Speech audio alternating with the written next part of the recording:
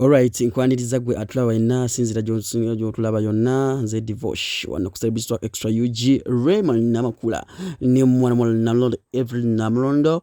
ne mwana Juliana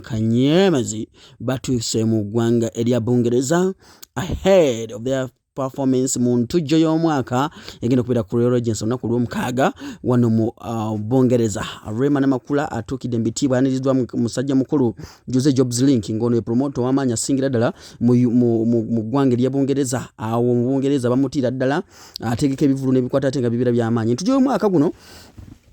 egenda kubeerako abayimbi bingi ab'enjawulo. Tulina Rema Namakula, Papa Amiso Semakula, tuina Juliana Kanyomozi ne B2C bali balina okuperforminga ku sheno. Naye obuzibu bwabaddewo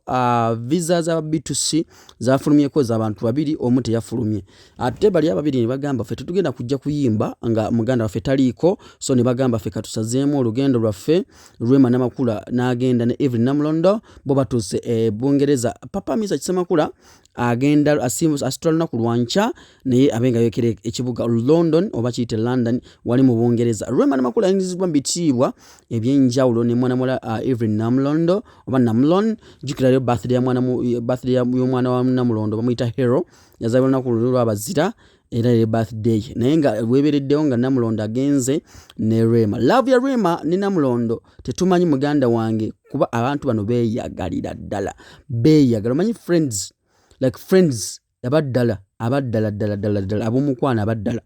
Rema Namakula akwasiddwa ebimulu ebyenjawulo ayiniziddwa akanda kawala katonyo nnyo kali mu myaka ono muwala bamuyitaani ndyerabidde erinnya lye so kwegamba nti entujja egenda okubeera ku Saturday mulundi guno muganda wange entujja egenda kubeera yamanyi. Rema Namakula agidde ddala nga omanyi star bw'abeera tayagadde nnyo kwemanyiza bantu era n'ensanyuka y'ensi ey'okwakirira okutwalira wamu yadde babaniriza ku Kisawe Bungereza. Batambulidde mu motoka ez'ebbeeyi nga bw'olengera ku screen yawo Namulondo nga asinga ka keesi mpola waliwo ekyana kiwole kiri emabega wali muganda wange kivaako ne Jose Jobs Link wali wansi emabegaawo emmotoka yino Range Rover motoka ya Mungereza ayingidde. Kasooke tuwulize ebigambo bino.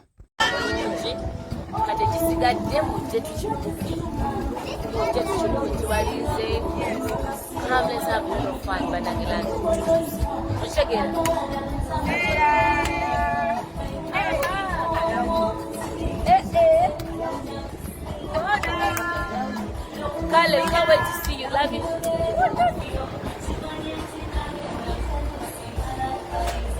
Ululu Namulondo waabwe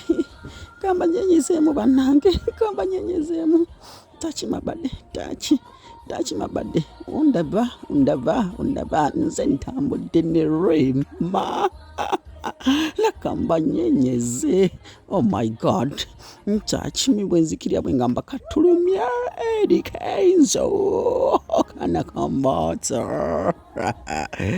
nze Namulondo nze ntambula ne Rema. Okay, nekibebi nekimwegattako nekigamba kira baby banaye nze nina akasikati akaddugavu ne animal print ne katinti katugukona muziki mpara ate zerira ne bina katubamenye ewulira Namulondo ganze kamba kubire buno mustamina tulumye edikenzo banange empere yeriko nsimbudde zikube bwepwa mpwa zikube bwepwa nze Namulondo leka mbanyeze kubina nze banayenyenye kubina kale ulire bina ulire gumba ulire bina ulire bina nice maina kwa Bungereza tumanyenyeze nze Namulondo nekamba kube mpaka Bungereza Jobs Link ya namanchalimba ne divorce namuletse Uganda na Jobs Link eri amanyega bwatunula agambe oh my God I can't wait obudde buzibe naye kino ekyali kiri mu sikati banna kininge kigwa oh my God uli Namulondo little birthday amtoni wange kamenyekere ku mazina oh my God empere yeriko edikenzo kaotyo otyo enkechi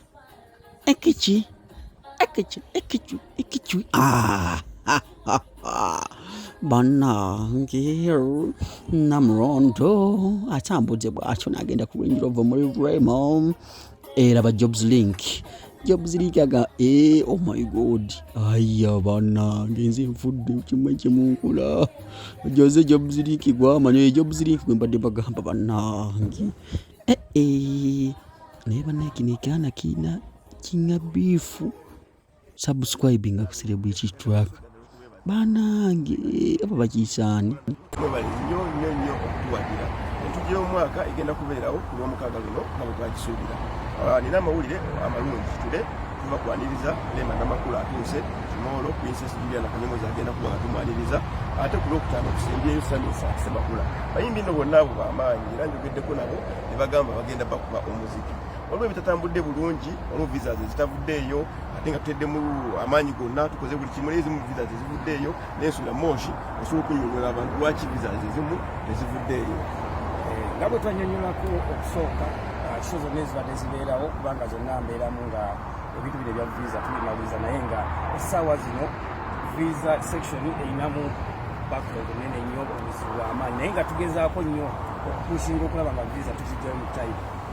bitusinga group bafuna visa abaana abalenzi babiri bafuna visa zaabwe then owokusatu memba n'atafuna visa passport ye nerwayo sibaamu mao babakatubadde tukyalira ne kaka tukyagirinda essaawa yinayinza okujja naye nga bo twabadde tubengeeginze ne tubabuulira buli kimu nga bwe kigenda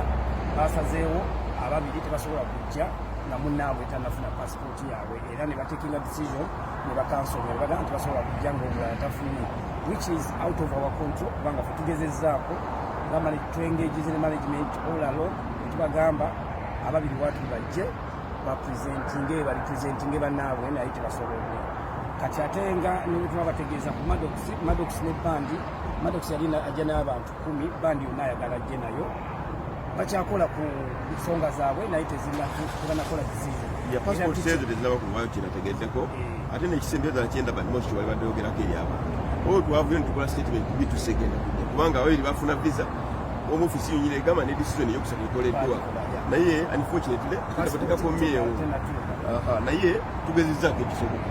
twogera nabo nga ttiimu gyababiri mujje naye ne bagamba bo okusinziira ku nteekateeka yaabwe tebasobola kubanga babiri bakola ki nga bayimba because balinga eggulu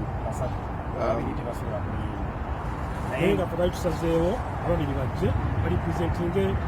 munnaabwe naye nze ndowooza tubeere positive abantu b'eUK njala mutusonyiwe ku mbeera eyo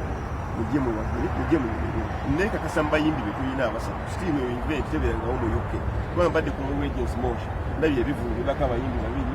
omuyimbi omu naye tulina abayimbi basatu ng'abayimbi abo buli omu asobola okukola lonki ye ku Misa Semakula asobola okuyimbira our number plus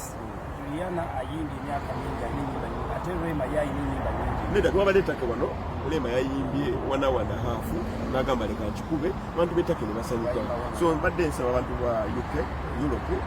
babukeeze nakotero zammwe mujje tunyumirwe